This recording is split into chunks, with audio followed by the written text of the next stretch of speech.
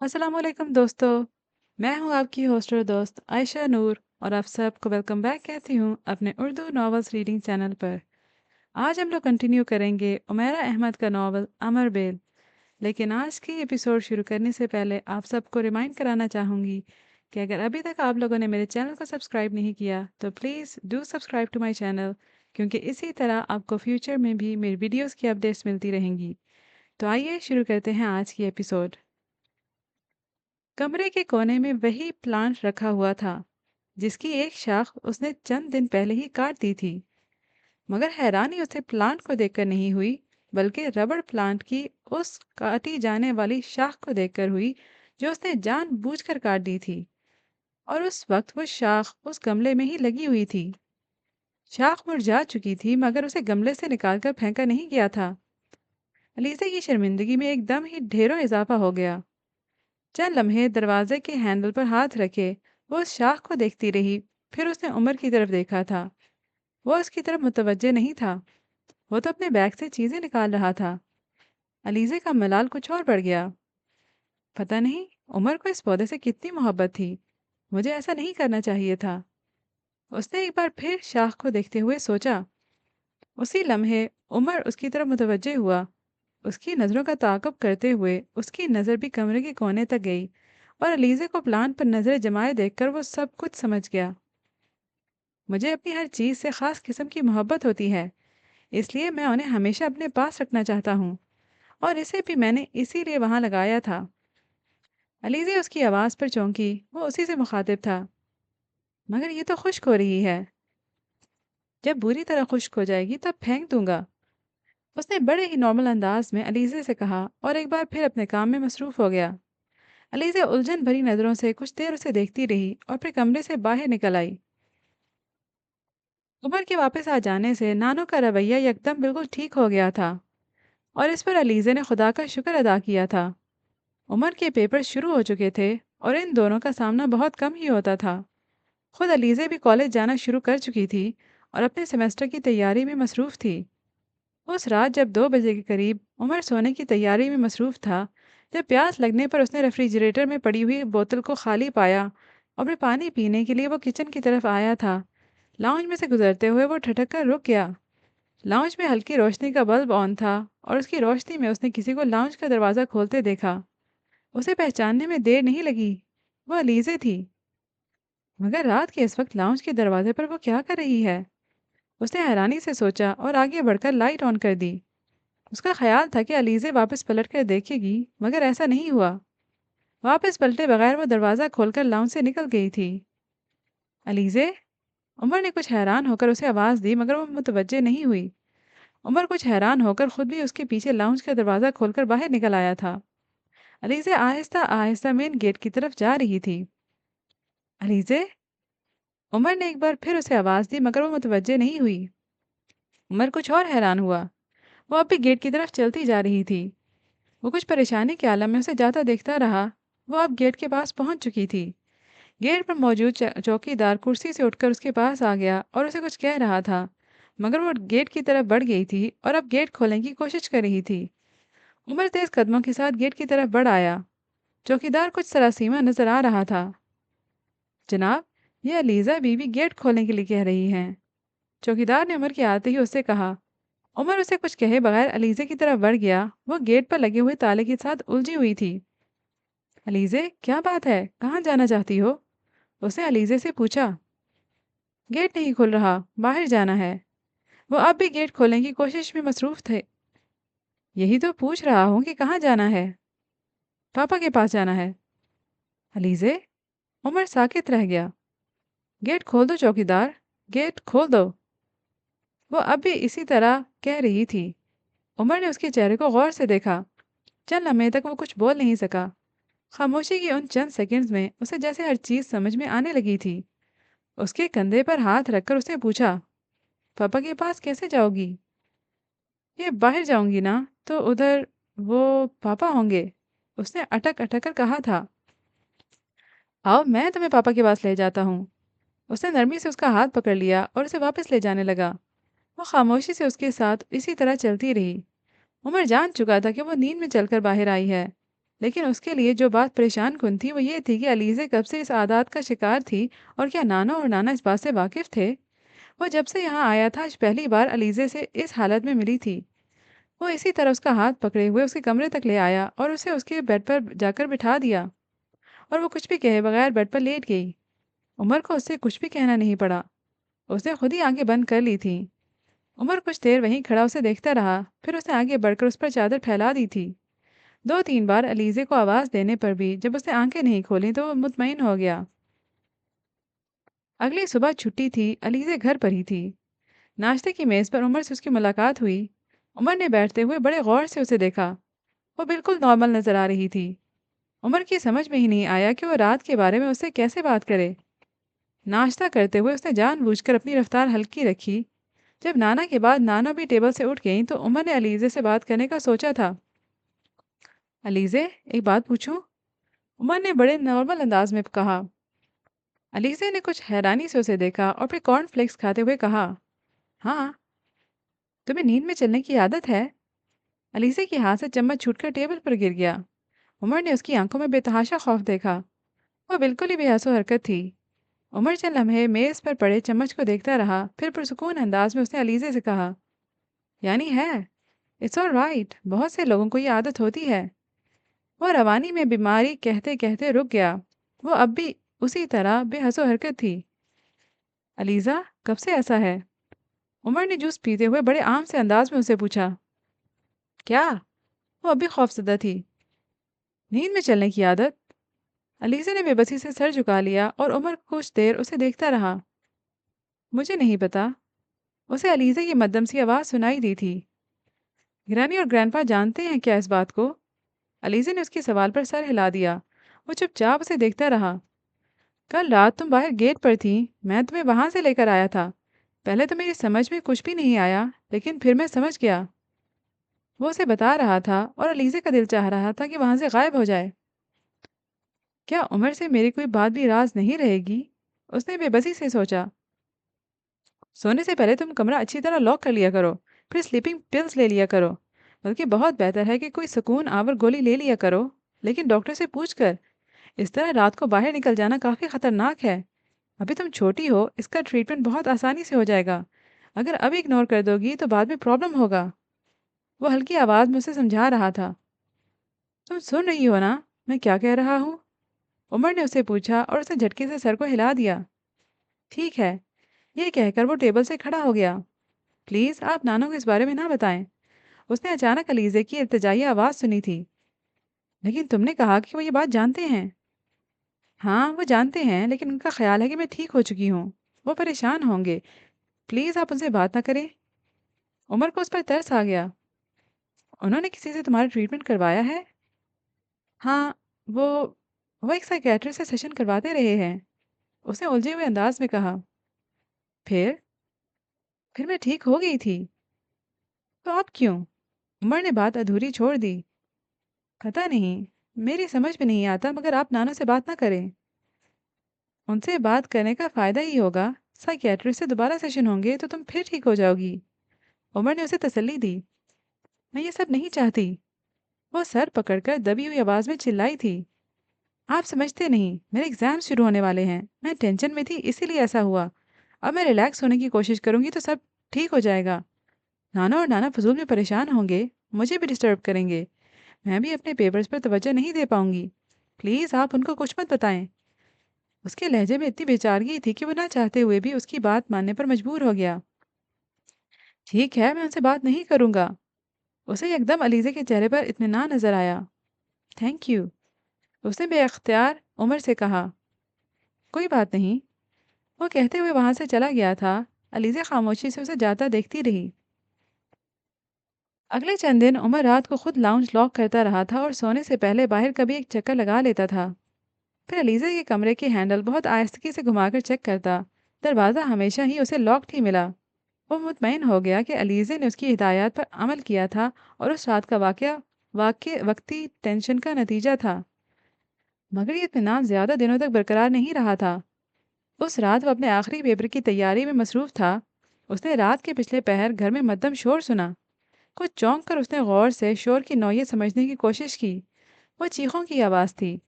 وہ بجلی کسی تیزی سے اپنے کمرے سے نکل آیا۔ چیخوں کی آواز علیزے کی تھی اور اس کے کمرے سے آ رہی تھی۔ عمر بے اختیار بھاگتا ہوا اس کے کمرے کی طرف گیا۔ دروازہ لاکڈ تھا اور اندر سے وہ کچھ کہتے ہوئے زور زور سے چیخ رہی تھی۔ عمر نے پوری قوت سے دروازہ بجایا۔ علیزے کیا بات ہے، کیا ہوا؟ اس نے عمر کی بات کے جواب میں کچھ بھی نہیں کہا تھا۔ وہ اب بھی اسی طرح چیخ رہی تھی۔ عمر کی سراسیمگی میں اضافہ ہو گیا۔ اس نے ایک بار پھر پوری قوت سے دروازے کو پیٹا۔ علیزے، علیزے دروازہ کھولو، فار گاڈ سیک دروازہ کھولو، اندر کیا ہو رہا ہے؟ علیزے، علیزے۔ اس بار اندر یکدم خاموشی چھا گئی تھی اور اس خاموشی نے عمر کے اضطراب میں اور اضافہ کیا تھا۔ علیزے، علیزے دروازہ کھولو، کیا ہوا ہے؟ اس نے ایک بار پھر بلند آواز میں کہتے ہوئے دروازہ بجایا اور تبھی اس نے نانو اور نانا کو تیز رفتاری سے آگے پیچھے آتے دیکھا۔ گرینی، علیزے ابھی کچھ دیر پہلے اندر چیخ رہی تھی، پتہ نہیں اسے کیا ہوا ہے۔ عمر نے اضطراب کے عالم میں نانو سے کہا۔ ان کے چہرے پر بھی تشویش تھی، مگر وہ عمر کی طرح گھبرائی نہیں تھی۔ دوبارہ ڈر گئی ہوگی، انہوں نے دروازہ بجاتے ہوئے کہا تھا۔ کیا؟ عمر نے حیرانی سے ان کا چہرہ دیکھا۔ دوبارہ ڈر گئی؟ کس چیز سے ڈر گئی؟ نانا نے اس کے کندھے پر تھپکی دیتے ہوئے کہا، پریشان مت ہو، وہ نیند میں ڈر جاتی ہے۔ عمر ساکت کھڑا انہیں دیکھتا رہا۔ وہ بھی اب نانو کے ساتھ مل کر دروازہ بجا رہے تھے۔ علیزے لائٹ جلاؤ، میری جان دروازہ کھولو، گھبراؤ مت۔ نانا اب اسے ہدایات دے رہی تھی۔ چند منٹوں بعد عمر نے دروازے کی جھری سے کمرے میں روشنی ہوتے دیکھی۔ چند لمحوں بعد دروازہ کھل گیا۔ علیزے کا رنگ زرد تھا اور وہ کانپ رہی تھی۔ عمر نے اس کے چہرے کو پسینے سے بھیگا ہوا دیکھا۔ نانو نے آگے بڑھ کر اسے اپنے ساتھ لپٹا لیا۔ کیا ہوا میری جان؟ وہ اسے ساتھ لپٹائے ہوئے پوچھ رہی تھی۔ نانا بھی کمرے کے اندر چلے گئے، لیکن عمر اندر داخل نہیں ہوا تھا۔ وہ وہیں کوریڈور میں کھڑا کچھ دیر اسے دیکھتا رہا اور پھر وہاں سے چلا گیا۔ تم ذہن پر اس چیز کو سوار مت کرو، اس کے ساتھ پہلے بھی ایسا ہوتا رہا ہے۔ جب بھی وہ اپنے پیرنٹس کے پاس رہ کر آتی ہے تو پھر اسی طرح ڈر جاتی ہے یا پھر نیند میں چلنے لگتی ہے۔ تم اگر پہلے مجھے اس رات کے بارے میں بتا دیتے تو میں محتاط ہو جاتی اور اسے سائیکیٹرسٹ کے پاس لے جاتی۔ اگلی شام عمر نانو کے ساتھ علیزے کا پرابلم ڈسکس کر رہا تھا۔ اس نے انہیں اس رات علیزے کے باہر جانے کے بارے میں بھی بتا دیا تھا اور اس کے پوچھنے پر نانو نے اسے علیزے کی پرابلم کے بارے میں بھی بتا دیا تھا۔ سائیکیٹرسٹ کیا کہتا ہے؟ وہ کہتا ہے کہ انسیکیورٹی کے احساس کی وجہ سے ایسا ہوتا ہے۔ وہ خود کو محفوظ محسوس نہیں کرتی اور پیرنٹس کے ملنے کے بعد یہ احساس اور بھی زیادہ ہو جاتا ہے، اور پچھلے کئی سالوں سے ایسا ہی ہو رہا ہے۔ وہ پیرنٹس سے مل کر آتی ہے، اس کے بعد اگلے 2-3 ماہ اسی طرح ڈسٹرب رہتی ہے، لیکن پھر آہستہ آہستہ ٹھیک ہو جاتی ہے۔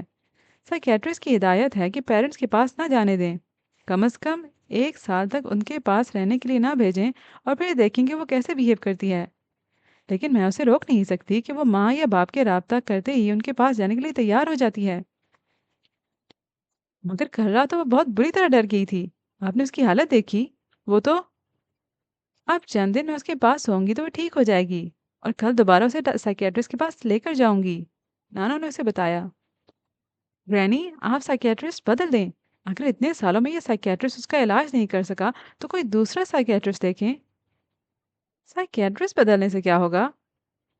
ہو سکتا ہے کوئی دوسرا سائیکیٹرسٹ اسے زیادہ بہتر طریقے سے ٹریٹ کرے۔ میں نے تمہیں بتایا ہے نا، اسے یہ پرابلم صرف چند ماہ ہی ہوتا ہے، وہ بھی جب وہ اپنے پیرنٹس سے مل کر آتی ہے، اور پھر آہستہ آہستہ وہ ٹھیک ہو جاتی ہے۔ مگر گرینی، ان 2-3 ماہ میں ہی اسے کوئی نقصان بھی تو پہنچ سکتا ہے۔ میں نے آپ کو بتایا تھا کہ اس رات وہ باہر گیٹ تک پہنچ گئی تھی اور اسے بالکل پتہ ہی نہیں تھا۔ اگر اسی طرح نیند کی حالت میں اس نے کچھ اور کر لیا تو؟ عمر واقعی فکر مند تھا۔ میری سمجھ میں یہ نہیں آتا کہ اسے کس قسم کا عدم تحفظ ہے، کیسی پروٹیکشن چاہیے۔ میں نے اسے ہر چیز تو دے رکھی ہے، کسی چیز کی کمی نہیں ہے۔ گرینی، چیزیں انسانوں کی جگہ نہیں لے سکتی، وہ اپنے والدین کو مس کرتی ہے، آپ والدین کی کمی کو چیزوں سے پورا نہیں کر سکتی۔ عمر نے سنجیدگی سے کہا۔ ٹھیک ہے کہ اس کے والدین اس کے پاس نہیں ہیں، مگر پھر بھی وہ دونوں جس طرح اس کا خیال رکھتے ہیں بہت کم لوگ ہی رکھتے ہوں گے۔ ہر سال سمینا چھٹیوں میں اسے اپنے پاس بلوا لیتی ہے، باپ سے ہر سال نہ صحیح مگر وہ 2-3 سال بعد ملتی ہی رہتی ہے۔ دونوں باقاعدگی سے اسے فون کرتے رہتے ہیں، ہر آنے جانے والے کے ہاتھ اس کے لیے کچھ نہ کچھ بھجواتے رہتے ہیں، ہر ماہ اس کے اخراجات کے لیے جو رقم بھجواتے ہیں وہ الگ ہے، پھر میں ہوں، اس کے نانا ہیں، جتنی دیکھ بھال ہم لوگ کرتے ہیں شاید ہی کوئی کرتا ہوگا۔ پھر بھی اسے انسیکیورٹی کا احساس ہے، پھر بھی اسے پروٹیکشن چاہیے، اور کیا دیا جا سکتا ہے اسے؟ اس کے علاوہ بھی تو فیملی میں سے بہت سے بچوں کے ساتھ یہی پرابلم ہے، مگر انہوں نے تو ایسی چیزیں اپنے اندر ڈیولپ نہیں کی۔ تم بھی تو ہو، تمہارے پیرنٹس میں بھی تو ڈیورس ہو گئی تھی، کتنے سالوں سے تم بھی تو بورڈنگ میں رہتے آ رہے ہو، تم نے بھی تو سب کچھ سنبھالا ہے نا؟ نانو نے اس کے سامنے اپنے دلی جذبات کا اظہار کیا۔ یہ سب اتنا آسان نہیں ہے گرینی، عمر نے مدھم آواز میں کہا، یہ چیز ہمیشہ تکلیف دیتی ہے۔ نانو چند لمحے تک اس کو دیکھتی رہیں۔ میں جانتی ہوں یہ تکلیف دہ ہے، مگر تم نے تو اس چیز کو اپنے اعصاب پر سوار نہیں کیا۔ میں چاہتی ہوں کہ وہ بھی اسے لائٹلی لے، اپنے اور دوسروں کے لیے مسئلے نہ کھڑے کرے۔ میں نے اس کی پرورش بہت محنت سے کی ہے، اور اس کا تم تصور بھی نہیں کر سکتے۔ میں نے اپنی کتنی ہی مصروفیات اس کی خاطر ختم کر دی، اب اس قسم کی باتیں مجھے کتنا ٹینس کرتی ہیں اسے اندازہ ہی نہیں۔ نانا بہت شاکی نظر آ رہی تھی۔ گرینی، وہ جان بوجھ کر یہ سب نہیں کرتی، یہ اس کے اپنے ہاتھ میں نہیں ہے۔ میں جانتی ہوں وہ یہ سب جان بوجھ کر نہیں کرتی، مگر وہ خوش رہنے کی کوشش کیوں نہیں کرتی؟ کیوں چیزوں کو اپنے اعصاب پر اتنا سوار کر لیتی ہے؟ تم نے غور کیا ہے جب سے وہ کراچی سے ہو کر آئی ہے، اس وقت سے وہ بالکل ہی گمسم ہو گئی ہے، کسی بھی کام میں دلچسپی نہیں لیتی۔ ہر سال ایسا ہی ہوتا ہے، سمینہ کے پاس رہ کر آئے تب بھی یہی کچھ ہوتا ہے۔ تو پھر آپ اسے وہاں جانے سے روک دیا کریں۔ میں کیسے روکوں؟ وہ خود وہاں جانا چاہتی ہے، اور ظاہر ہے سمینہ کے پاس جانے سے اسے نہیں روک سکتی، تو پھر اس کے باپ کے پاس جانے سے کیوں روکوں؟ گرینی، چلے چھوڑیں، کوئی اور بات کرتے ہیں۔ عمر نے انہیں زیادہ فکر مند دیکھتے ہوئے بات کا موضوع بدلنے کی کوشش کی تھی۔ بس علیزے اے لیولز کر لے تو میری بھی ذمہ داری ختم ہو جائے گی۔ عمر ان کی اس بات پر کچھ حیران ہوا تھا۔ آپ کی ذمہ داری کیسے ختم ہوگی؟ اس کا باپ اب اس کی شادی کرنا چاہتا ہے۔ اس بار واپس جانے سے پہلے اس نے اس سلسلے میں مجھ سے بات کی تھی۔ علیزے کی شادی؟ عمر جیسے چلا ہی اٹھا۔ نانا نے اسے حیرانی سے دیکھا۔ علیزے اس کے ہاتھ سے ریوالور چھین لینا چاہتی تھی، مگر وہ کوشش کے باوجود بھی اپنی جگہ سے ہل نہیں پائی۔ عمر سیفٹی کیچ ہٹا چکا تھا اور ریوالور اپنی کنپٹی کی طرف لے جا رہا تھا، جب انکل جہانگیر بجلی کسی تیزی سے لپکے اور اس کا ہاتھ پکڑ لیا۔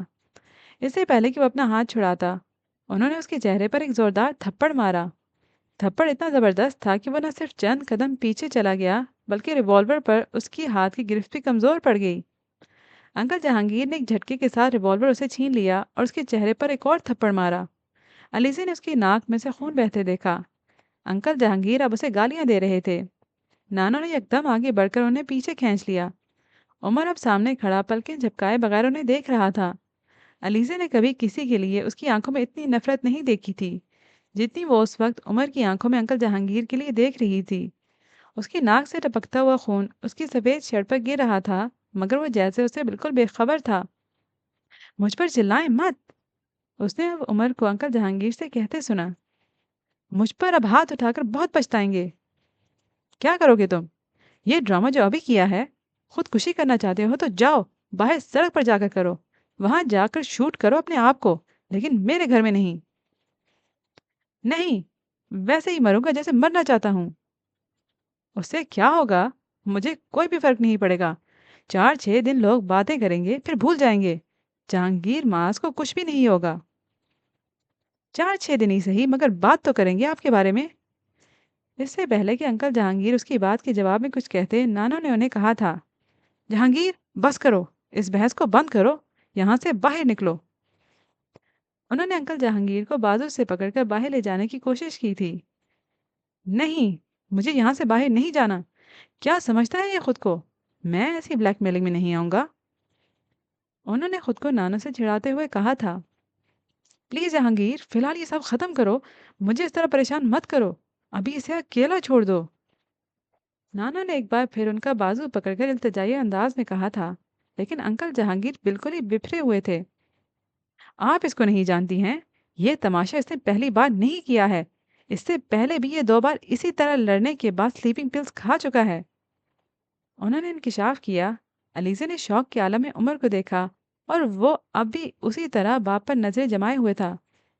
مجھے شرم آتی ہے اسے اپنی اولاد کہتے ہوئے۔ آپ کو باپ کہتے ہوئے مجھے بھی اتنی ہی شرم آتی ہے۔ اس نے انکل جہانگیر کو سرد لہجے میں جواب دیا۔ جہانگیر، خدا کے لیے دوبارہ جھگڑا شروع مت کرو، میرے ساتھ باہر آؤ۔ نانا نے انکل جہانگیر کے کچھ کہنے سے پہلے ہی انہیں باہر کھینچنا شروع کر دیا۔ انکل کچھ کہنا چاہتے تھے مگر نانو کسی نہ کسی طرح انہیں کھینچتے ہوئے کمرے سے باہر لے گئیں۔ عمر اپنی جگہ پر بے حس و حرکت کھڑا انہیں باہر جاتا دیکھتا رہا۔ کمرے کا دروازہ بند ہوتے ہی اس کی نظریں علیزے پر جم گئی۔ تم بھی یہاں سے جاؤ، اس نے درستی سے علیزے سے کہا تھا۔ وہ اب ہاتھ کی پشت سے ناک صاف کر رہا تھا اور شاید تب ہی اسے پہلی بار احساس ہوا تھا کہ اس کی ناک سے خون بہہ رہا ہے۔ علیزے اس کے کہنے کے باوجود بھی اپنی جگہ سے نہیں ہلی۔ عمر نے ایک بار پھر سر اٹھا کر اسے دیکھا اور اسے وہیں کھڑے دیکھ کر اس کے چہرے کی ناگواری بڑھ گئی۔ تمہیں کہا ہے نا، جاؤ یہاں سے۔ اس بار اس نے بھرائی ہوئی آواز میں علیزے سے کہا۔ پلیز، میں آپ کے پاس رہنا چاہتی ہوں، اس نے بھرائی ہوئی آواز میں کہا۔ مگر مجھے کسی کی بھی ضرورت نہیں ہے، پھر بھی پھر بھی میں یہیں رہنا چاہتی ہوں۔ وہ اس وقت کسی بھی قیمت پر عمر کو اکیلا نہیں چھوڑنا چاہتی تھی۔ علیزے، مجھے اس وقت یہ کمرہ بالکل خالی چاہیے، میں تمہاری موجودگی برداشت نہیں کر سکتا، اس لیے یہاں سے چلی جاؤ، اس نے تیز اور ترش لہجے میں اسے کہا اور وہ بے اختیار رونے لگی۔ عمر اپنے سر کو دونوں ہاتھ میں پکڑ کر بیڈ پر بیٹھ گیا۔ وہ اب اس کا چہرہ نہیں دیکھ سکتی تھی، لیکن اس کی ناک سے ٹپکتے ہوئے خون کے قطرے اب بھی اس کی قمیص پر گر رہے تھے۔ عمر دونوں ہاتھوں سے سر کو پکڑے بہت گہرے سانس لے رہا تھا۔ علیزے کی سمجھ ہی میں نہیں آیا کہ وہ کیا کرے۔ چند لمحے اپنے آنسوؤں کو پونچھتے ہوئے وہ اسی طرح کمرے کے وسط میں کھڑی رہی۔ پھر ایک خیال آنے پر وہ ڈریسنگ ٹیبل پر پڑے ہوئے کچھ ٹیشو پیپر اٹھا لائی تھی۔ عمر کے بالکل بالمقابل گھٹنوں کے بل قالین پر بیٹھتے ہوئے اس نے ایک ٹیشو سے اس کی ناک سے بہتا ہوا خون صاف کرنے کی کوشش کی تھی۔ وہ کرن کھا کر پیچھے ہٹا تھا۔ علیزے کو اس کے چہرے پر پہلے والی وحشت نظر نہیں آئی تھی۔ وہ اب تھکا ہوا لگ رہا تھا۔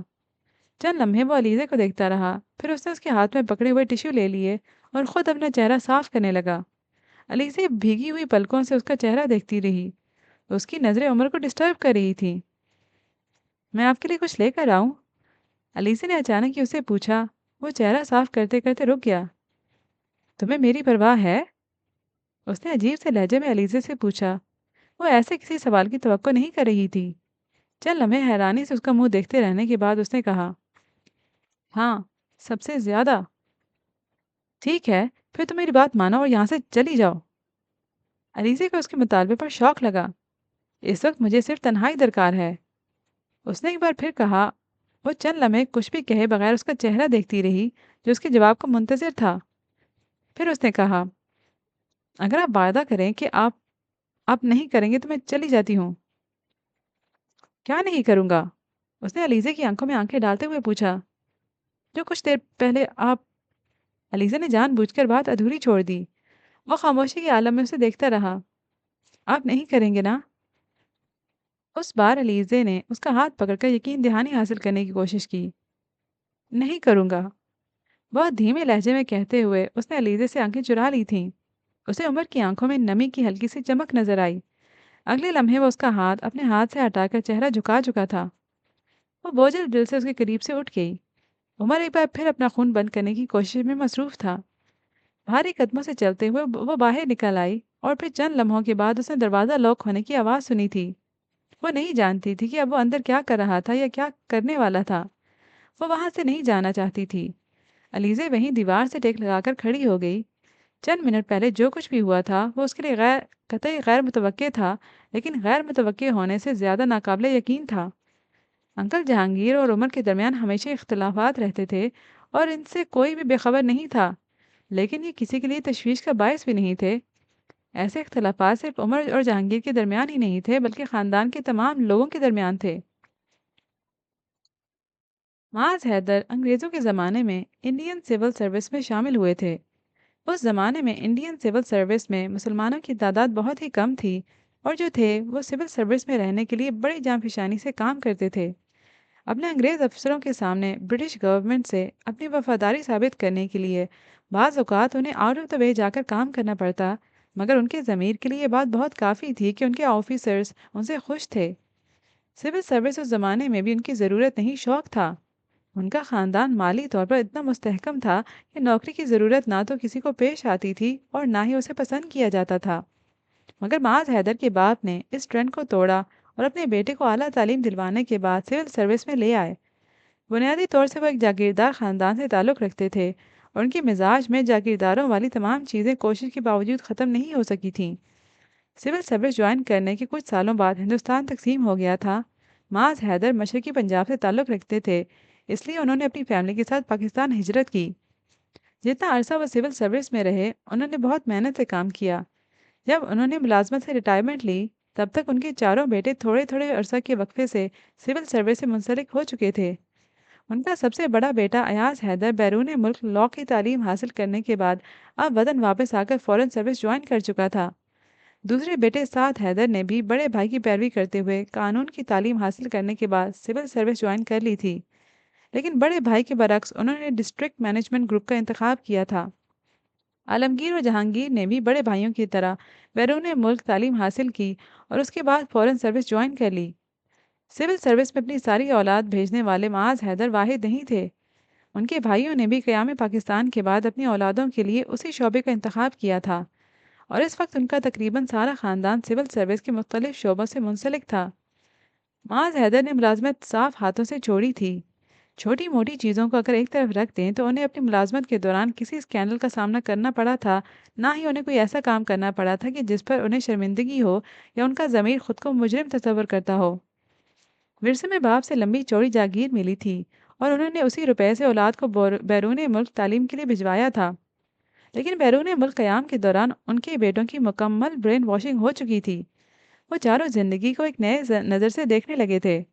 ان کا خیال تھا کہ ان کے باپ نے اپنی سروس میں صرف اچھی ریپوٹیشن کمائی ہے اور یہ کمائی ان کی محنت کے مقابلے میں کچھ نہیں تھی۔ ان چاروں نے سول سروس جوائن کرتے ہوئے اپنے ذہن میں کچھ اور مقاصد رکھے تھے اور پھر انہوں نے ہمیشہ انہی مقاصد کے حصول کے لیے کام کیا تھا۔ چاروں نے اپنی سروس کے دوران ہر طرح کی کرپشن کی، مگر اس کے باوجود وہ فیملی بیک گراؤنڈ اور تعلقات کی وجہ سے ایسے اہم عہدوں تک پہنچ چکے تھے جس کی مثال صرف پاکستان میں ہی ملتی تھی۔ آج حیدر سے یہ غلطی یہ ہوئی کہ انہوں نے کبھی اپنی اولاد کے ذہنوں کو پڑھنے کی کوشش نہیں کی۔ انہوں نے خود کو ضرورت سے زیادہ لبرل ظاہر کیا تھا۔ ان کی مصروفیات ہمیشہ ان کے اپنے بچوں کے ساتھ رابطوں میں آڑے آتی رہیں، مگر انہوں نے اس کی خاص پرواہ نہیں کی۔ ان کا خیال تھا کہ وہ بچوں کی آئیڈیل تربیت کر رہے ہیں۔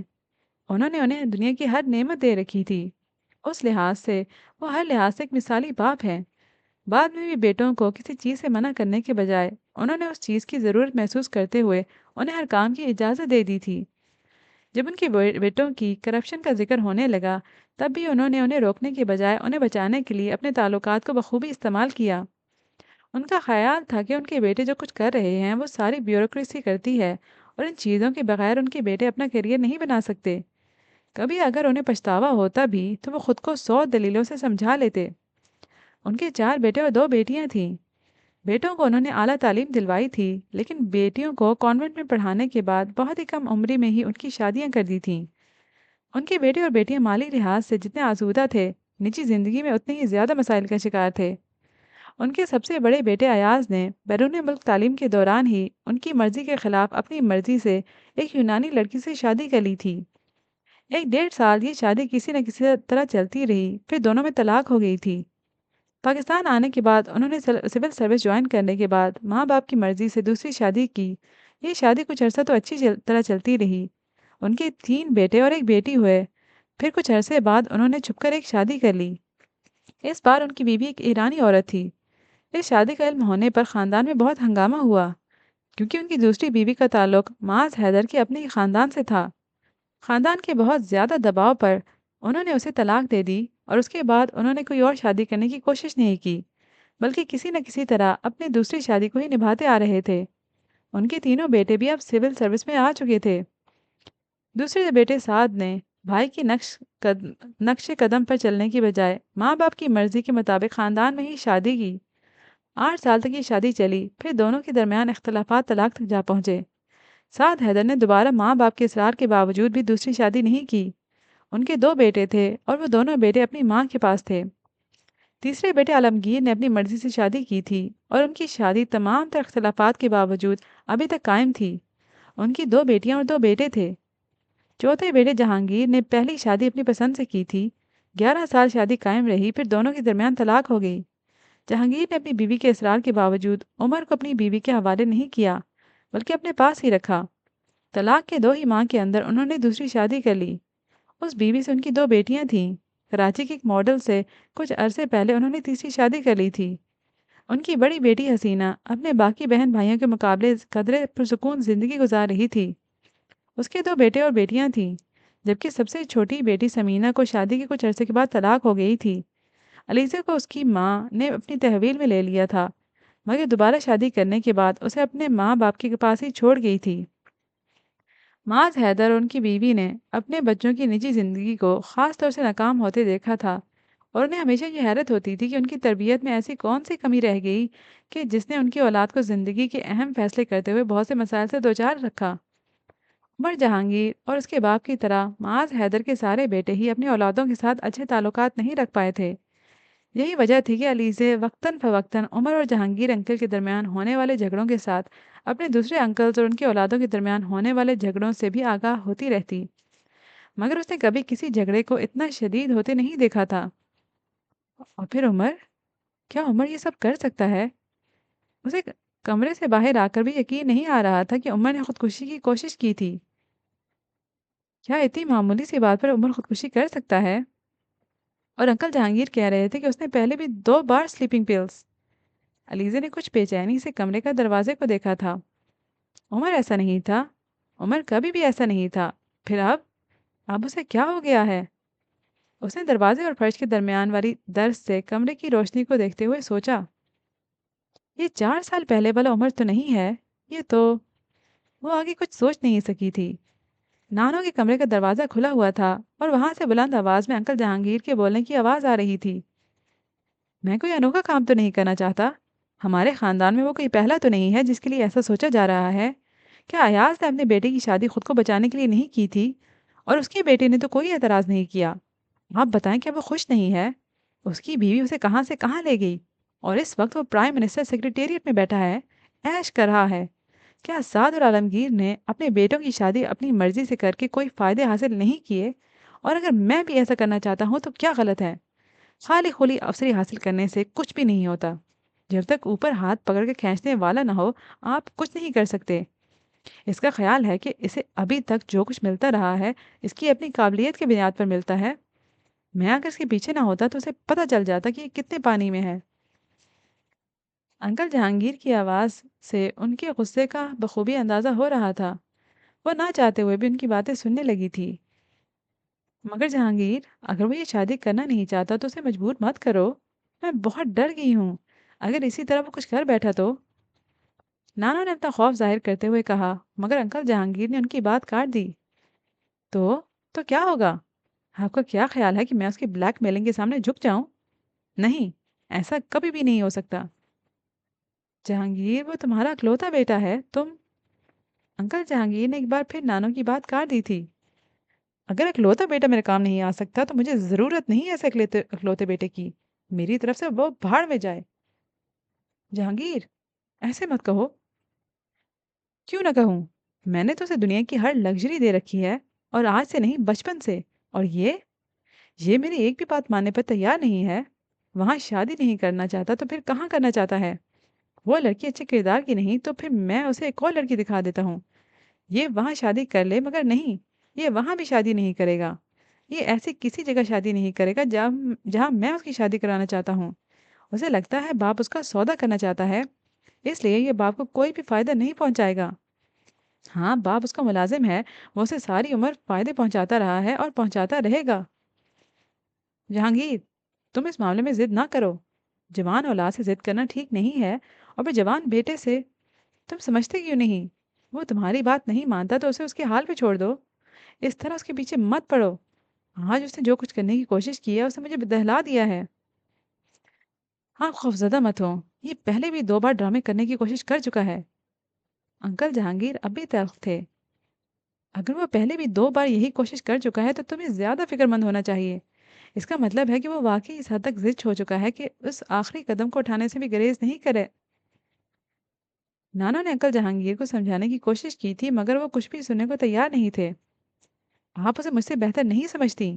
میں جانتا ہوں مجھے اسے کس طرح سے ہینڈل کرنا ہے، اور میں کر لوں گا۔ آپ اس معاملے میں اس کی سائڈ مت لیں۔ میں اس کی سائڈ نہیں لے رہی، میں صرف تمہیں سمجھا رہی ہوں کہ یہ سب ٹھیک نہیں ہے۔ تمہیں کسی 13 سال لڑکے کو ہینڈل نہیں کر رہے، 30 سال کے مرد کا سامنا ہے تمہیں۔ اسے بچہ سمجھ کر کسی چیز کو اس پر ٹھونسنے کی کوشش مت کرو۔ اس پر کسی بھی چیز کو ٹھونسنے کی کوشش نہ کروں اور اپنا کیریئر تباہ کر لوں؟ اگر وہ نہ ہوتا تو پھر تم کیا کرتے؟ پھر بھی تو کسی نہ کسی طرح خود کو مصیبت میں سے نکالتے ہی نا۔ پھر اب بھی کچھ نہ کچھ کر لو، تب کی بات اور ہوتی۔ مگر اب میں یہ سوچ کر نہیں چل رہا ہوں کہ وہ نہیں ہے۔ اب اگر وہ ہے تو پھر اسے میرے کام آنا ہوگا، جیسے میں ہمیشہ اس کے کام آتا رہا ہوں۔ جہانگیر، تم اتنی ضد کیوں کر رہے ہو؟ تمہیں یاد نہیں ہے تمہارے باپ نے کبھی تمہارے چاروں کے ساتھ اس طرح ضد نہیں کی تھی؟ تم لوگوں نے جو کرنا چاہا انہوں نے تمہیں کرنے دیا، چاہے وہ اپنی مرضی سے شادی یا طلاق جیسا احمقانہ فیصلہ ہی کیوں نہ ہو۔ مجھے ڈیڈی کی مثالیں مت دیں، تب حالات اور تھے، لیکن اب حالات کچھ اور ہیں۔ انکل جہانگیر نے تیزی سے کہا تھا۔ اس لیے صورتحال اور ہے، اور کیونکہ اب تم کسی اور کے باپ ہو، بیٹے نہیں، اب تمہاری ڈیمانڈز بھی بدل گئی ہیں۔ چلیں آپ ایسا ہی سمجھ لیں ڈیڈی اور طرح کے تھے اور میں اور طرح کا ہوں۔ جہانگیر، آپ اسے چھوڑ دو، تم اس کے پیچھے کس حد تک بھاگ سکتے ہو؟ اسے مجبور کرو گے تو وہ یہاں سے چلا جائے گا، پھر کیا کرو گے؟ کہاں کہاں اس کے پیچھے جاؤ گے؟ آپ اسے سمجھانے کے بجائے مجھے سمجھا رہی ہیں۔ میں اسے بھی سمجھاؤں گی، مگر تم خود کو تھوڑا ٹھنڈا تو کرو۔ میں تمہاری طرح اس کے پیچھے پنجے جھاڑ کر نہیں پڑ سکتی۔ ابھی اسے کچھ بھی مت کہو، ابھی اسے اس کی مرضی کے مطابق جو وہ چاہے کرنے دو۔ کچھ عرصہ گزر جائے گا تو اس کا غصہ بھی ٹھنڈا ہو جائے گا، پھر میں اس سے بات کروں گی۔ نانا انکل جہانگیر کو سمجھا رہی تھی، مگر وہ کچھ سمجھنے پر تیار نہیں تھے۔ وہ اپنی ضد پر اڑے ہوئے تھے۔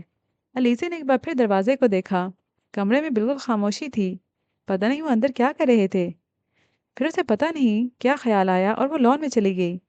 عمر کے کمرے کی کھڑکیاں باہر لان میں کھلتی تھیں۔ اس کا خیال تھا کہ وہ کھڑکیوں میں سے اندر دیکھ سکے گی، لیکن اسے مایوسی ہوئی۔ کھڑکیاں بند تھیں اور ان کے آگے پردے تنے ہوئے تھے۔ وہ کسی بھی طرح اندر نہیں دیکھ سکتی تھی۔ کچھ دیر وہ بنا کسی آہٹ کے کھڑکیوں کے سامنے کھڑی رہی اور ایک بار پھر واپس اندر آ گئی۔ نانا اور انکل جہانگیر کی بحث اب بھی جاری تھی۔ وہ عمر کے کمرے کی طرف جانے کے بجائے اپنے کمرے میں آ گئی۔ کپڑے بدل کے وہ بستر پر لیٹنے کے باوجود اس کی آنکھوں میں نیند کی کوئی آثار نہیں تھے۔ وہ عمر کے وعدے کے باوجود اس کے بارے میں پریشان تھی اور اسے حیرانی تھی کہ انکل جہانگیر عمر کے بارے میں فکر مند کیوں نہیں ہیں، انہیں اس کی زندگی کی پرواہ کیوں نہیں ہے۔ کچھ بے چین ہو کر وہ ایک بار پھر اٹھ گئی اور کمرے کے چکر لگانے لگی، پھر تھک کر بیڈ پر بیٹھ گئی۔ سونے سے پہلے ایک خیال آنے پر وہ دوبارہ اپنے کمرے سے نکل کر عمر کے کمرے کی طرف گئی تھی۔ نانو کے کمرے کا دروازہ اب بند تھا، وہاں اب خاموشی تھی۔ عمر کے کمرے کی لائٹ اب بھی آن تھی، لیکن کمرے میں سے کوئی آواز نہیں آ رہی تھی۔ عمر کبھی بھی لائٹ آن کر کے نہیں سوتا تھا، یہ بات وہ اچھی طرح جانتی تھی۔ اور اگر اس وقت سو نہیں رہا تھا تو پھر کیا کر رہا تھا؟ اس نے بے قراری سے سوچا۔ کچھ دیر کمرے کے سامنے کھڑے رہنے کے بعد وہ واپس کمرے میں آ گئی۔ اپنے کمرے میں آنے کے بعد وہ بہت دیر تک عمر کے بارے میں سوچتی رہی۔ اگلی صبح اس کی آنکھ دیر سے کھلی۔ گھڑی 9:30 بجا رہی تھی۔ آنکھیں کھولتے ہی جو پہلا خیال اس کے ذہن میں آیا وہ عمر کا تھا۔ کپڑے تبدیل کرنے کے بعد وہ کمرے سے باہر نکلی۔ گھر میں بالکل ہی خاموشی تھی۔ عمر کے کمرے کا دروازہ اب بھی بند تھا۔ وہ دروازے پر دستک دینا چاہ رہی تھی، لیکن پھر کچھ سوچ کر رک گئی۔ نانا کو ڈھونڈتے ہوئے وہ کچن میں آ گئی۔ اسے نانو قدرے پریشان لگی۔ کچن میں ان کے علاوہ اور کوئی نہیں تھا۔ اسے دیکھتے ہی انہوں نے کہا، میں تمہیں جگانے ہی والی تھی، اچھا ہوا کہ تم خود اٹھ گئی۔ آج یونیورسٹی جانے کا ارادہ نہیں ہے؟ نہیں نانو، میں آج یونیورسٹی نہیں جاؤں گی، اسے ڈائننگ ٹیبل کی کرسی کھینچتے ہوئے کہا تھا۔ کیوں؟ بس میرا دل نہیں چاہ رہا۔ نانو اوون میں کوئی چیز رکھ رہی تھی۔ کوئی ناشتہ کر لو۔ نہیں، میرا دل نہیں چاہ رہا، اسے انکار کر دیا تھا۔ نانو انکل جہانگیر کہاں ہیں؟ اچانک اس نے پوچھا۔ وہ صبح چلا گیا ہے۔ علیزے کو اچانک ہی بے حد اطمینان کا احساس ہوا تھا۔ عمر سے دوبارہ ان کی کوئی بات ہوئی؟ نہیں، عمر سویا ہوا تھا، میں نے اسے جگایا نہیں، نانو نے کام کرتے ہوئے کہا۔ اب جگا دوں اسے؟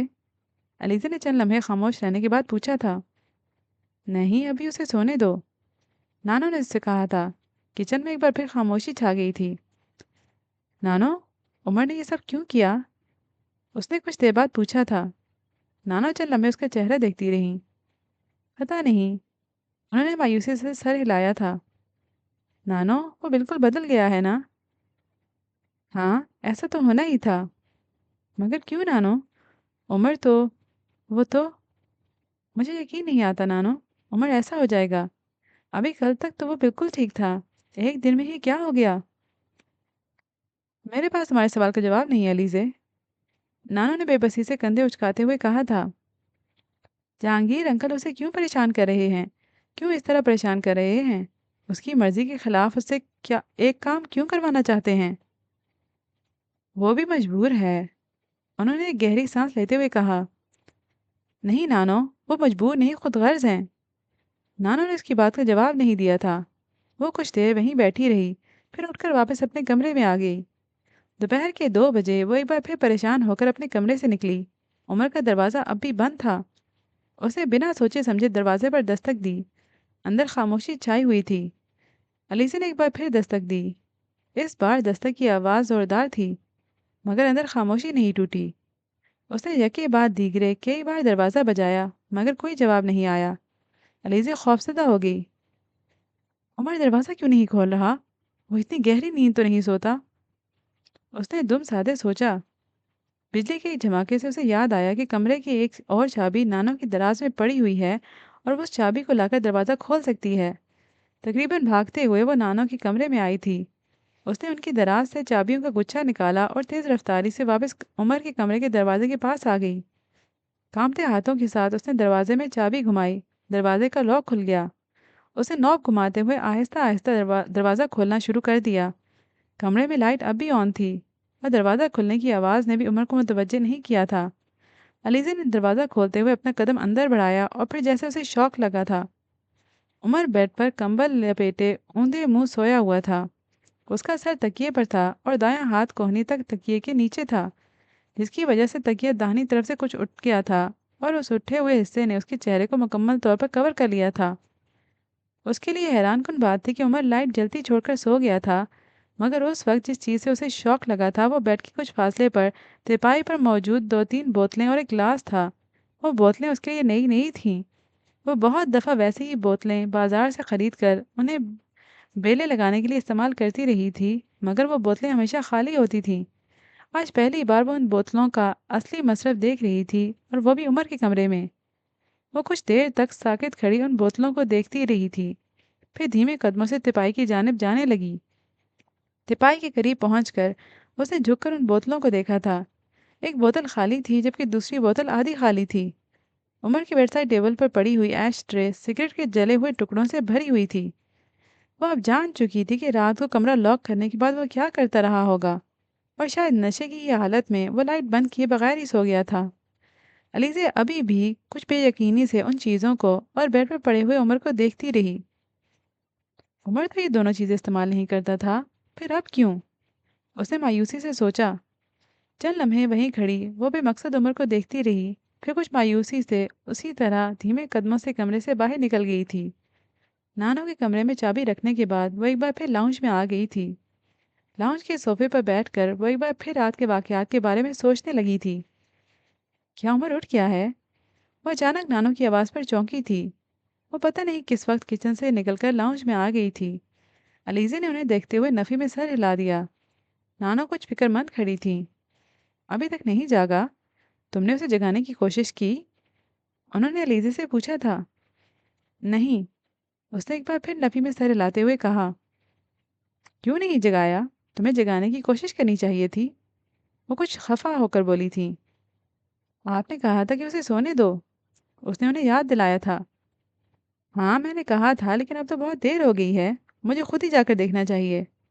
नाना ने बड़बड़ाते हुए कहा। अलीज़ा खामोशी से उन्हें लाउंज से जाते हुए देखती रही। नाना की वापसी बहुत जल्दी नहीं हुई थी। वो तकरीबन 10 मिनट के बाद वापस आई थी। आपने उसे उठा दिया? अलीज़ा ने उनके चेहरे पर मौजूद इत्मीनान देकर कहा था। हाँ, बहुत देर दरवाज़ा बजाना पड़ा, लेकिन वो उठ गया। कह रहा है अभी आता हूँ। उन्होंने एक बार फिर किचन में जाते हुए कहा था। अलीज़ा ने अंदाज़ा लगाने की कोशिश की थी कि क्या नानो उमर के कमरे के अंदर गई थी, या उमर ने दरवाज़ा खोले बगैर उन्हें अंदर से ही जवाब दे दिया था। نانو، آپ عمر کے کمرے میں گئی تھیں؟ الیزی نے وہیں بیٹھے بیٹھے ہی بلند آواز میں پوچھا تھا۔ نہیں، اندر نہیں گئی۔ کیوں پوچھ رہی ہو؟ نانو نے کچن سے باہر آئے بغیر جواب دیا تھا۔ بس ایسے ہی، اس نے ایک بار پھر بلند آواز میں کہا تھا۔ اس کا مطلب ہے نانو نے وہ بوتلیں نہیں دیکھی ہیں۔ یہ اچھا ہی ہوا، ورنہ نانو کو تکلیف پہنچتی۔ انہوں نے تو کبھی یہ نہیں سوچا ہوگا کہ عمر ڈرنک کرے گا اور پھر یوں ان کے گھر، ان کے سامنے۔ الیزی نے کچھ مطمئن ہو کر سوچا تھا۔ عمر نے بھی اسی لیے دروازہ کھولے بغیر نانو کو جواب دیا ہوگا تاکہ نانو اندر آ کر بوتلیں نہ دیکھ سکیں۔ مگر آخر عمر یہ سب کچھ کیوں کر رہا ہے؟ وہ تو ایسا نہیں تھا، وہ تو کبھی بھی ایسا نہیں تھا۔ اس کا ذہن ایک بار پھر الجھ گیا تھا۔ اسے کہیں بہت دور سے شور کی آواز سنائی دے رہی تھی۔ لاشعور میں اٹھنے والا شور آہستہ آہستہ جیسے بلند ہوتا جا رہا تھا، یوں جیسے دروازے پر کوئی دستک دے رہا ہو۔ شعور نے آہستہ آہستہ اس شور کو پہچان لیا تھا۔ عمر نے اونھے پڑے ہوئے آنکھیں کھولنی شروع کر دیں۔ چند لمحے تو وہ آنکھیں کھولنے میں بالکل ہی ناکام رہا، مگر پھر کچھ جدوجہد کے بعد اس نے آنکھیں کھول دی تھیں۔ کمرے میں روشنی تھی۔ کچھ دیر تک تو وہ اپنے ارد گرد کے ماحول کو پہچاننے کی کوشش کرتا رہا اور پھر اس کا دھیان دروازے پر ہونے والی دستک پر چلا گیا۔ کوئی بڑی مستقل مزاجی سے دروازہ بجا رہا تھا اور ساتھ ہی اس کا نام بھی پکار رہا تھا۔ عمر کا سر چکرا رہا تھا۔ وہ لیٹے لیٹے ہی کروٹ لے کر سیدھا ہو گیا اور آواز کو پہچاننے کی کوشش کرنے لگا۔ آواز کو شناخت کرنے میں اسے کچھ وقت لگا تھا، مگر وہ آواز کو پہچان گیا تھا۔ وہ آواز نانو کی تھی اور وہ بار بار اسی کا نام پکار رہی تھی۔ گرینی، میں جاگ گیا ہوں، ابھی باہر آ جاؤں گا، اس نے بے اختیار بلند آواز میں ان کی آواز کی جواب میں کہا تھا۔ اس وقت اس کے دروازے پر ہونے والی دستک اس کے اعصاب کو جھنجھوڑ رہی تھی اور وہ اسے روک دینا چاہتا تھا۔ دستک یکدم رک گئی تھی۔ ٹھیک ہے عمر، جلدی باہر آ جاؤ، بہت دیر ہو گئی ہے، میں کھانا لگوا رہی ہوں، اس نے گرینی کو کہتے ہوئے سنا۔ وہ کچھ کہے بغیر ہی چپ چاپ بستر میں لیٹا رہا۔ انگلیوں کے پوروں سے اس نے اپنی کنپٹیوں کو دبانے کی کوشش کی تھی، مگر وہ سر میں ہونے والی اس تکلیف سے نجات حاصل نہیں کر سکا تھا۔ اس کے لیے یہ ساری کیفیات نئی نہیں تھیں۔ وہ جانتا تھا کہ وہ زبردست قسم کے ہینگ اوور کا شکار ہو رہا ہے۔ کچھ دیر وہ اسی طرح لیٹا اپنے اعصاب کو پرسکون کرنے کی کوشش کرتا رہا، پھر جد و جہد کرتے ہوئے بیڈ پر بیٹھ گیا۔ اس نے سر کو 2-3 بار جھٹک کر کمرے میں لگے ہوئے وال کلاک پر نظر دوڑانے کی کوشش کی تھی، مگر وہ وقت دیکھنے میں کامیاب نہ ہو سکا۔ سامنے تپائی پر پڑی ہوئی بوتلوں نے ایک بار پھر رات کے تمام مناظر کو اس کے سامنے کھڑا کر دیا تھا۔ اس کے ہونٹوں پر ایک تلخ مسکراہٹ ابھری تھی۔ اور اس کمرے کے باہر ایک بار پھر وہی شیطان ہوگا، کاش میں کہیں غائب ہو سکتا۔ اس نے کمبل کو ایک جھٹکے سے دور پھینکتے ہوئے سوچا تھا۔ بیڈ سے کھڑا ہونے کی کوشش میں وہ لڑکھڑا گیا، اسے متلی ہو رہی تھی۔ چند لمحوں کے لیے وہ ایک بار پھر بیڈ پر بیٹھ گیا، پھر ہمت کر کے دونوں ہاتھوں کی انگلیوں سے کنپٹیوں کو دباتے ہوئے وہ اٹھ کھڑا ہوا تھا۔ لڑکھڑاتے ہوئے قدموں سے وہ ڈریسنگ روم کی طرف چل دیا۔ ڈریسنگ روم میں داخل ہونے کے بعد اس نے وارڈروب میں پڑا ہوا بریف کیس نکال لیا تھا۔ وہ اب جلد از جلد اس ہینگ اوور سے نجات حاصل کرنے کے لیے بریف کیس میں پڑی ہوئی گولیاں لینا چاہتا تھا، مگر بریف کیس کھولنے کے بعد بھی وہ بریف کیس میں سے اپنی مطلوبہ گولیاں تلاش نہیں کر پایا تھا۔ اف! اس نے بریف کیس کو دور پھینک دیا تھا۔ کچھ دیر گھومتے ہوئے سر کو دونوں ہاتھوں سے پکڑے ڈریسنگ ٹیبل کے اسٹول پر بیٹھا رہا تھا، پھر وہ اٹھ کر لڑکھڑاتے قدموں سے واش روم کی طرف بڑھ گیا۔ نل کو پوری رفتار سے کھولتے ہوئے وہ واش بیسن کے سامنے جھک کر دائیں ہاتھ کی انگلیاں اپنے حلق میں ڈالنے لگا۔ یہ کوشش کامیاب رہی۔ اسے اپنا معدہ خالی ہوتا ہوا محسوس ہوا تھا، مگر اس کے چکراتے ہوئے سر کو زیادہ افاقہ نہیں ہوا تھا۔ چند منٹوں بعد اس نے صابن سے ہاتھ دھونے کے بعد اپنے چہرے پر پانی کی چھینٹے مارنے شروع کر دیے تھے، مگر یہ ترکیب بھی کچھ زیادہ فائدہ مند ثابت نہیں ہوئی۔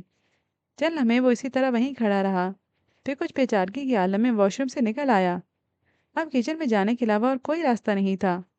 وہ جانتا تھا کچن میں اس وقت خانسامہ کے علاوہ گرینی بھی ہوں گی اور شاید علیزے بھی، اور وہ اس حالت میں ان لوگوں کے سامنے نہیں جانا چاہتا تھا، مگر اب اس کے علاوہ اور کوئی چارہ نہیں تھا۔ آہستہ آہستہ چلتے ہوئے وہ ڈریسنگ روم سے نکلا تھا اور پھر اپنے کمرے کے دروازے تک پہنچ گیا۔ دروازے کی نوک پر ہاتھ رکھتے ہوئے اس نے لاک کھولنے کی کوشش کی تھی اور ٹھٹک گیا تھا۔ اسے بہت اچھی طرح یاد تھا کہ رات کو علیزے کے کمرے سے نکلنے کے بعد اس نے سب سے پہلا کام دروازے کو لاک کرنے کا کیا تھا، مگر اس وقت لاک کھلا ہوا تھا۔ وہ ہینگ اوور کا شکار تھا، مگر وہ رات کو ہونے والے تمام واقعات یاد کر سکتا تھا۔ اسے اچھی طرح یاد تھا کہ اس نے دروازے کو خود لاک کیا تھا تاکہ علیزے یا کوئی اور دوبارہ اس کے کمرے میں نہ آئے، اور اس کے بعد وہ ڈرنک کرنے لگا تھا۔ اور اب یہ دروازہ کھلا ہوا ہے تو اس کا مطلب ہے کہ کوئی نہ کوئی رات کے کسی وقت یا پھر صبح میرے کمرے میں مجھے دیکھنے آیا تھا، اور وہ کون ہو سکتا ہے؟ اسے نو پر ہاتھ رکھے ہوئے چند لمحے جھنجھلاتے ہوئے سوچا تھا، اور پھر جیسے اس کے ذہن میں ایک دھماکہ ہوا تھا، وہ ہونٹوں کو بھینچتے ہوئے اپنے کمرے سے باہر نکل آیا تھا۔ لاؤنج سے گزر کر وہ کچن میں آ گیا تھا۔ او عمر، تم اٹھ گئے؟ گرینی نے اسے دیکھتے ہی کہا تھا۔ اسے کوئی جواب نہیں دیا تھا۔ ان کی طرف دیکھے بغیر وہ فریج کی طرف بڑھ گیا تھا۔ تمہیں کچھ چاہیے؟ گرینی نے اسے فریج کا دروازہ کھولتے دیکھ کر پوچھا تھا۔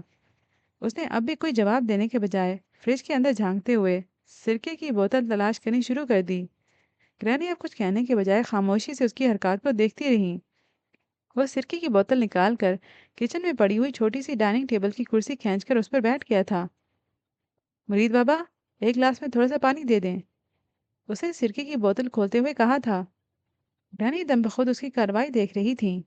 مرید بابا نے خاموشی سے ایک گلاس میں تھوڑا سا پانی ڈال کر اس کی طرف بڑھا دیا۔ اسے سرکے کی بوتل میں سے کچھ سرکہ گلاس میں انڈیلا اور گلاس ہاتھ میں لے کر اسے پینے لگا۔ چند گھونٹ پینے کے بعد اس نے یکدم خود کو بہتر محسوس کیا تھا۔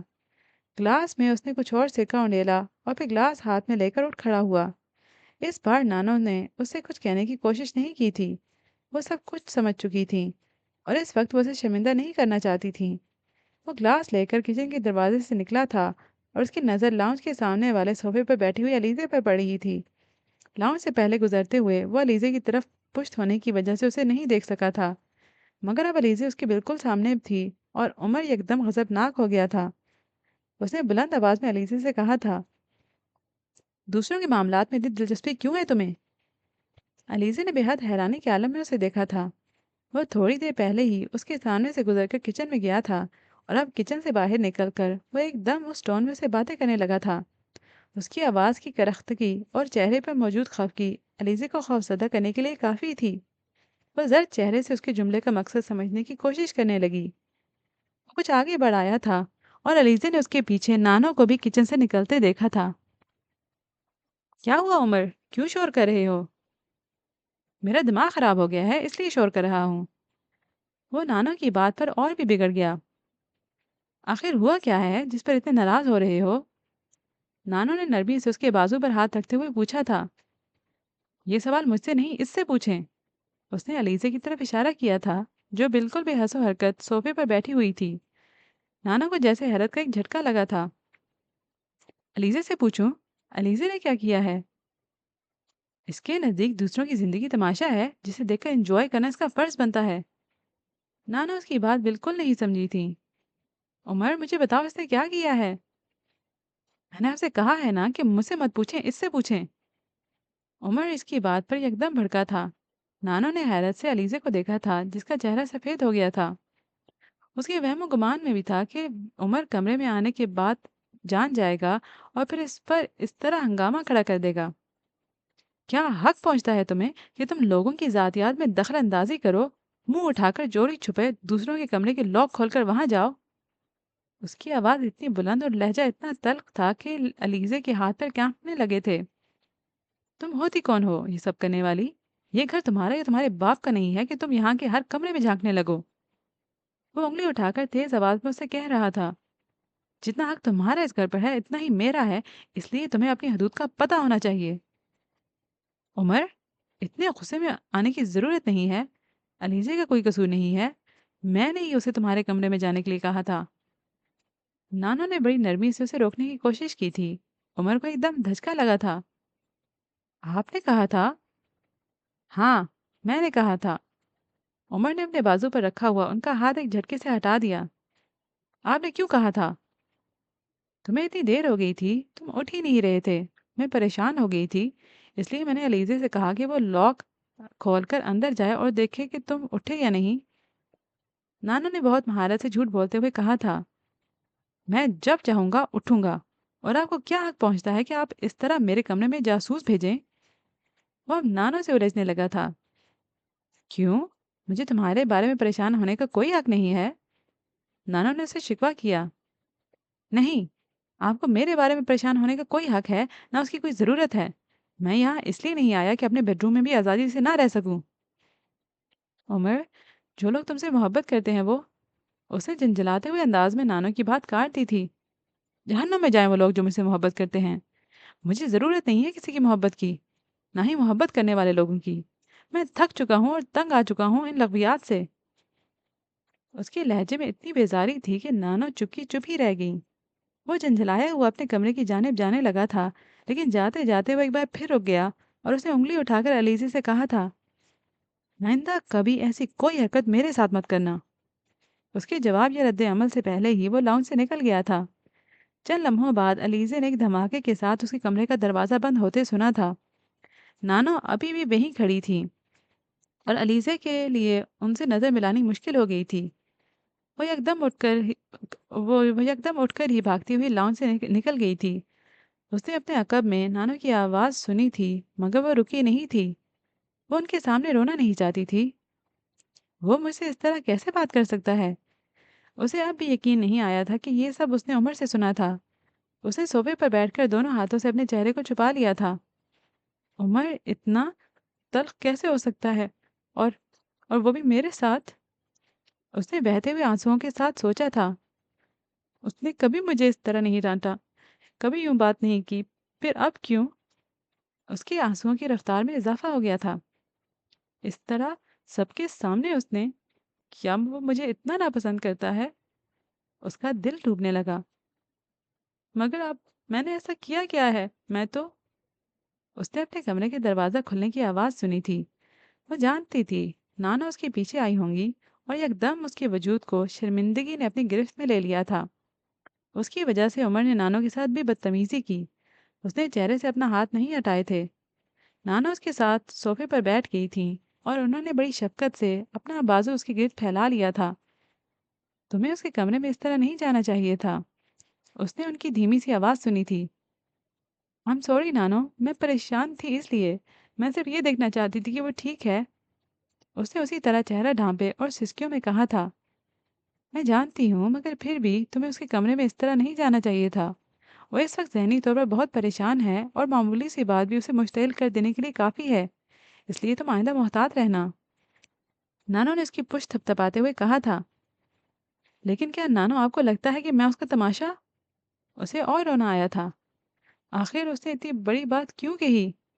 अलीज़े, रोने का कोई फ़ायदा नहीं है और इस वक्त तो इससे किसी भी बात की तवक्को को की जा सकती है। और इन बातों पर कुड़ने का भी तो कोई फ़ायदा नहीं है। बेहतर है सब कुछ भुला दिया जाए। उन्होंने उसको समझाते हुए कहा था। तुम रोना बंद कर दो। मुझे पता है कि तुम्हें उसकी बातों से तकलीफ हुई है, मगर वो खुद भी इस वक्त तकलीफ में है। जब वो नॉर्मल होगा तो उसे खुद ही अपनी गलती का एहसास हो जाएगा। नानो ने उसे दिलासा देते हुए कहा था। फिर वो बहुत देर तक उसके पास बैठी रहीं। उठकर जाने से पहले उन्होंने कहा था, लंच की टेबल तैयार हो चुकी है और उमर भी आने ही वाला होगा, तुम भी आ जाओ। नहीं नानो, मुझे भूख नहीं है। वो अब उमर का दोबारा सामना नहीं करना चाहती थी। नहीं अलीज़े, तुम आओ, ये अच्छी बात नहीं है। मैंने तुमसे कहा है कि इस वक्त उसे नाराज़ होने का कोई फ़ायदा नहीं है। तुम नाराज़ होगी तो और पीछे हट जाएगा। इस वक्त उसकी हर चीज़ को नज़रअंदाज करो। तुम लंच बाहर आकर करो। मैं चाहती हूँ वो ये महसूस ना करे कि हम उसकी किसी बात पर नाराज़ हैं। नानो ने एक बार फिर बड़ी मुलायमत से उसे समझाते हुए कहा था। ठीक है, मैं थोड़ी देर में आती हूँ। उसे चंद लम्हे सोचने के बाद कहा था। नानो मुस्कुराकर कमरे से निकल गई थी। अलीज़े ने वॉशरूम में जाकर मुंह पर पानी की छींटे मारने शुरू कर दिए थे। वॉश बेसिन के ऊपर लगे हुए आईने में उसने अपना चेहरा देखा। उसकी आंखें सुर्ख और सूजी हुई थीं और उस वक्त उसके सामने जाने पर भी ये अंदाज़ा लगाना मुश्किल नहीं था कि वो रो रही थी। मगर वह बाहर न जाकर एक बार फिर नानो को नाराज़ नहीं करना चाहती थी। उसने टॉवल स्टैंड से तौलिया लेकर चेहरा खुश किया था और फिर कमरे से बाहर निकल आई थी। वो उस वक्त खाने की मेज़ पर नानो के साथ बैठी उसका इंतज़ार कर रही थी जब वो तकरीबन 15 मिनट के बाद बिलाखिर अपने कमरे से निकल आया। उस वक्त वो बिल्कुल ही नॉर्मल लग रहा था। एक हाथ में ब्रीफकेस पकड़े और दूसरे हाथ में मोबाइल पकड़े वो बहुत संजीदा मगर पुरसुकून नजर आ रहा था। डाइनिंग रूम में दाखिल होकर उसने डाइनिंग टेबल के कोने में ब्रीफकेस रख दिया था और फिर कुछ और कहे बगैर अपनी कुर्सी की तरफ देखा। अब वो पानी का गिलास उठाकर पानी पी रहा था। उमर, ये देखो, कबाब बनवाए हैं मैंने तुम्हारे लिए। नाना ने बात शुरू की थी। اس نے کچھ بھی کہے بغیر ان کی بڑھائی ہوئی ڈش میں سے ایک کباب اٹھا کر اپنی پلیٹ میں رکھ لیا تھا۔ یہ چاول لو۔ نانو نے خاموشی توڑنے کے لیے اپنی کوششوں کو جاری رکھتے ہوئے کہا۔ خاموشی نہیں ٹوٹی تھی، چاول خاموشی سے لیے گئے تھے۔ نانو نے ہمت نہیں ہاری تھی۔ اس بار عمر کی طرف رشین سلاد بڑھایا گیا تھا۔ یہ بھی لو نا، تمہیں پسند ہے، میں نے خود تمہارے لیے بنایا ہے۔ گرینی، مجھے جس چیز کی ضرورت ہوگی میں خود ہی لے لوں گا، آپ مجھے خاموشی سے کھانا کھانے دیں، بار بار ڈسٹرب نہ کریں۔ اس بار عمر نے سلاد لینے کے بجائے اپنا دایاں ہاتھ اٹھا کر بڑے روکھے انداز میں کہا تھا۔ نانا بے ساختہ شرمندہ ہو گئی تھی۔ انہوں نے سلاد کا ڈونگا میز پر رکھ دیا۔ علیزہ نے کھانا کھاتے ہوئے سر اٹھا کر نانا کو دیکھا تھا۔ وہ کچھ کھسیانی ہو کر اب اپنی پلیٹ میں چاول نکال رہی تھی۔ مرید بابا ٹیبل پر کوئی چیز رکھنے آئے تھے جب عمر نے ان سے کہا تھا، مرید بابا، ڈرائیور سے کہیں وہ گاڑی نکالے اور میرے کمرے میں جو بیگز ہیں وہ ذرا گاڑی میں رکھوا دیں۔ علیزہ کا ہاتھ رک گیا تھا۔ وہ اسی اطمینان سے کھانا کھانے میں مصروف تھا۔ علیزہ نے نانا کو دیکھا تھا۔ وہ بھی عمر کی طرف دیکھ رہی تھی۔ مرید بابا باہر جا چکے تھے۔ سامان کیوں؟ نانو نے کچھ بے چین ہو کر پوچھا تھا۔ میں یہاں سے جا رہا ہوں، بڑے اطمینان سے جواب دیا گیا تھا۔ کہاں جا رہے ہو؟ فی الحال تو ہوٹل میں بکنگ کروائی ہے۔ مگر کیوں؟ کیوں سے کیا مطلب ہے؟ ظاہر ہے مجھے یہاں سے جانا ہی تھا، یہ میرا گھر نہیں ہے، میں نے یہاں آ کر غلطی کی تھی۔ وہ کباب کے ٹکڑے کرتے ہوئے بڑے اطمینان سے کہہ دیا تھا۔ عمر، یہ تمہارا گھر ہے۔ نہیں گرانی، یہ میرا گھر نہیں ہے، یہ آپ کا گھر ہے، علیزے کا گھر ہے، میرا نہیں۔ اس کا لہجہ بہت دو ٹوک تھا۔ اگر آپ میری وجہ سے یہ گھر چھوڑ کر جا رہے ہیں تو پلیز میں اپنی غلطی کے لیے ایکسکیوز کرتی ہوں، آپ مجھ سے ناراض ہو کر یہاں سے نہ جائیں۔ اس بار علیزے نے اسے کہا تھا، میں کسی سے بھی ناراض ہو کر یہاں سے نہیں جا رہا، بس اب مجھے یہاں نہیں رہنا۔ اس نے علیزے کی طرف دیکھے بغیر ہی کہا تھا۔ مگر تم تو یہاں رہنے آئے تھے۔ ہاں میں رہنے آیا تھا اور مجھے نہیں آنا چاہیے تھا، میں نہیں جانتا تھا یہاں آپ کا بیٹا میرے پیچھے آ جائے گا۔ مگر اب تو وہ چلا گیا ہے۔ ابھی چلا گیا ہے مگر دوبارہ آنے سے کسی کو کیسے روک سکتے ہو؟ عمر، جب تک تم یہاں ہو میں اسے یہاں نہیں آنے دوں گی۔ آئے گا بھی تو بھی کوئی تم سے اس معاملے پر بات نہیں کرے گا، مگر تم یہاں سے مت جاؤ۔ نہیں گرینی، مجھے یہاں نہیں رہنا ہے، مجھے یہاں سکون نہیں ہے۔ اس نے بے حد سنجیدگی سے کہا تھا۔ تمہیں یہاں سکون ہے یا نہیں مگر تم یہاں سے کہیں نہیں جا رہے، میں تمہیں کہیں جانے نہیں دوں گی، یہ بات تم کان کھول کر سن لو۔ نانو یکدم کہتے ہوئے میز سے اٹھ گئی تھی۔ مرید، مرید، اس کا سامان واپس اندر رکھاؤ، وہ کہیں نہیں جا رہا۔ انہوں نے مرید کو بیگ لاتے ہوئے دیکھ کر کہا تھا۔ گرینی جذباتی مت ہو، میں یہاں نہیں رہنا چاہتا اور نہ ہی رہوں گا، مجھے جانے دیں۔ اس کا لہجہ ہنوز سر تھا۔ کیا ہو گیا عمر تمہیں؟ کیوں کر رہے ہو اس طرح؟ اتنے ضدی نہیں تھے تم۔ علیزے نے گرینی کی آنکھوں میں آنسو امڑتے ہوئے دیکھے تھے۔ اس نے عمر کو ان سے نظر چراتے ہوئے اور پھر شکست خوردہ انداز میں سر جھکاتے ہوئے دیکھا تھا۔ مرید، سامان واپس رکھاؤ، نانو نے ایک بار پھر خان سامان سے کہا تھا۔ عمر اس بار بالکل خاموش رہا۔